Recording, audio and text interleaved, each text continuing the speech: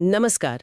आज हम भारत और अमेरिका के बीच जो व्यापार बातचीत चल रही है उस पर जरा गहराई से बात कर रहे हैं। जी। हमारे जो स्रोत हैं वो बता रहे हैं कि एक जरूरी कह सकते हैं अंतरिम व्यापार समझौते को फाइनल करने के लिए बातचीत अब बहुत अहम दौर में है। हाँ, और समय सीमा भी बढ़ा दी गई है, ये भी खबर है। बिल्कुल, 9 जुलाई 2025 की तारीख तेजी से नजदीक आ रही है और दोनों देश वो आपसी टैरिफ के जाल से बचना चाहते हैं और द्विपक्षीय व्यापार को एक नई शक्ल देना चाहते हैं। सही बात है। चलिए देखते हैं कि मामला कहाँ अटका है और आगे क्या हो सकता है। तो ताज़ा स्थिति क्या है?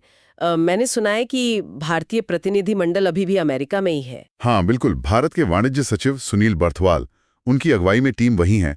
मतलब बातचीत को किसी नतीजे पर पहुंचाने की कोशिश जारी है। अच्छा। और लक्ष्य, जैसा आपने कहा, एक सीमित दायरा वाला अंतरिम समझौता है। सीमित दायरा मतलब शायद इसलिए क्योंकि कुछ मुद्दे ऐसे हैं जिन पर जल्दी सहमति बन सकती है, तो उनको पहले निपटा लिया जाए। ओके। और जो ज्यादा पेचीदा मसले हैं वो बाद के लिए? हाँ, ऐसा लगता है कि उनको बात के लिए छोड़ा जा रहा है। ये दिलचस्प है। तो क्या ये एक बड़े समझौते की तरफ पहला कदम माना जा सकता है? बिल्कुल। ये भविष्य में एक व्यापक मुक्त व्यापार समझौता यानी एफटीए की नींव रख सकता है। एफटीए मतलब जिसमें व्यापार में ज्यादातर रुकावटें खत्म हो जाती हैं। हाँ वही। लेकिन देखिए, यहाँ तक पहुँचना आसान नहीं रहा है। पिछले कुछ सालों में देखें तो व्यापारिक तनाव काफी बड़े हैं। हाँ वो तो है। आपको याद होगा, अमेरिका ने भारत के स्टील, एल्यूमिनियम और कुछ कृषि उत्पादों पर भी ऊंचे शुल्क लगाए थे। हाँ, और भारत की तरफ से भी फिर जवाबी कार्रवाई हुई थी। जी। लेकिन अमेरिकी चिंताएं सिर्फ टैरिफ तक ही तो सीमित नहीं थी ना, वो डेटा लोकलाइजेशन वगैरह का भी मुद्दा था। सही कहा, बिल्कुल सही। अमेरिका भारत के डिजिटल डेटा नियमों पर सवाल उठाता रहा है। यानी डेटा को देश के भीतर ही स्टोर करने की जो नीति है। हाँ, और निवेश नीतियों पर भी। दूसरी तरफ भारत की भी अपनी मांगे हैं, जैसे कि आईटी पेशावरों के लिए वीजा नियमों में कुछ नरमी बरती जाए। और ये बातचीत फिर से शुरू हुई थी जून 2024 में प्रधानमंत्री मोदी की अमेरिका यात्रा के दौरान। उसी वक्त सहमति बनी थी। अच्छा, तो अब वो कौन से मुख्य मुद्दे हैं जिन पर सहमति बनाना सबसे ज्यादा मुश्किल लग रहा है? स्रोत किन खास वजहों पर इशारा कर रहे हैं? देखिए, कई अहम मुद्दे हैं। पहला तो वही आयात शुल्क का।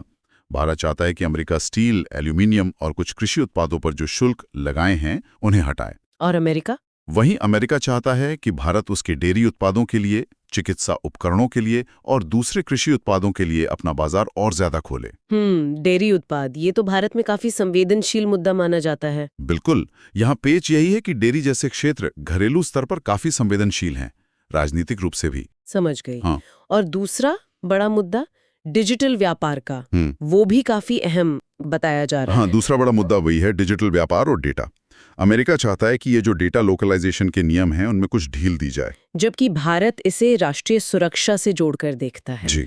भारत का स्टैंड है कि ये राष्ट्रीय सुरक्षा और अपने नागरिकों के डेटा की सुरक्षा का मामला है। ठीक है। और तीसरा दवाइयों और चिकित्सा उपकरणों की कीमतों पर नियंत्रण का मुद्दा है, और उनकी मंजूरी की जो प्रक्रिया है उसको लेकर भी दोनों पक्षों में मतभेद हैं। अच्छा, कीमतों पर भी और मंजूरी प्रक्रिया पर भी। हाँ, जिन्हें सुलझाना अभी बाकी है। ये मुद्दे तो वाकई काफी जटिल लग रहे हैं। ऐसे में ये 9 जुलाई की समय सीमा इतनी अहम क्यों हो गई है? मतलब क्या होगा अगर तब तक बात नहीं बनी? देखिए, अगर इस तारीख तक कोई समझौता नहीं होता है तो एक खतरा यह है कि दोनों देश एक दूसरे पर फिर से वो प्रतिशोधात्मक शुल्क लगा सकते हैं। ओह! और इसका सीधा असर पड़ेगा दोनों देशों के उद्योगों पर, किसानों पर और हम जैसे आम उपभोक्ताओं पर भी। हाँ, वो तो है। लेकिन ये सिर्फ व्यापार के आंकड़ों की बात नहीं है। ये समझौता भारत अमेरिका की जो रणनीतिक साझेदारी है उसको मजबूत करने के लिए भी जरूरी है। वैश्विक सप्लाई चेन में भारत की भूमिका बढ़ाने के लिए भी। बिल्कुल। और अमेरिका की जो इंडो पैसिफिक रणनीति है उसमें भारत की भूमिका के लिहाज से भी ये महत्वपूर्ण है। बात तो सही है। इस बीच हमारे स्रोत में एक अमेरिकी प्रवक्ता का बयान भी ध्यान खींचता है। वो कह रहे हैं कि हम लगातार प्रगति कर रहे हैं। दोनों देश समझते हैं कि इन मुद्दों को जल्दी और न्याय संगत तरीके से सुलझाना जरूरी है। इससे लगता है कि दबाव दोनों तरफ है। निश्चित रूप से। उम्मीद तो यही है कि कोई बीच का रास्ता निकलेगा, और अगर समझौता हो जाता है तो इसका असर सिर्फ द्विपक्षीय नहीं होगा बल्कि वैश्विक होगा। कैसे? इससे निवेशकों का भरोसा बढ़ेगा। जो एक कोशिश चल रही है चीन पर आर्थिक निर्भरता कम करने की, उसको भी बल मिलेगा। अच्छा। और साथ ही दोनों लोकतंत्रों के बीच तकनीक और सुरक्षा जैसे क्षेत्रों में सहयोग और गहरा होगा। तो कुल मिलाकर हम कह सकते हैं कि भारत अमेरिका व्यापार वार्ता एक बहुत ही नाजुक एक अहम मोड़ पर है। जी। बातचीत जारी है, वक्त कम है और दांव पर बहुत कुछ लगा है। मुख्य मुद्दे टैरिफ, डेटा नियम और चिकित्सा उपकरण। हाँ, और इन सबके पीछे गहरे रणनीतिक और घरेलू हित जुड़े हुए हैं। बिल्कुल।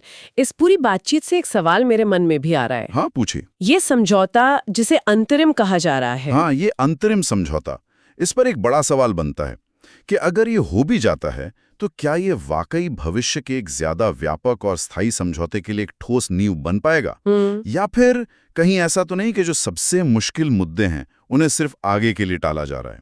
ये देखना वाकई दिलचस्प होगा।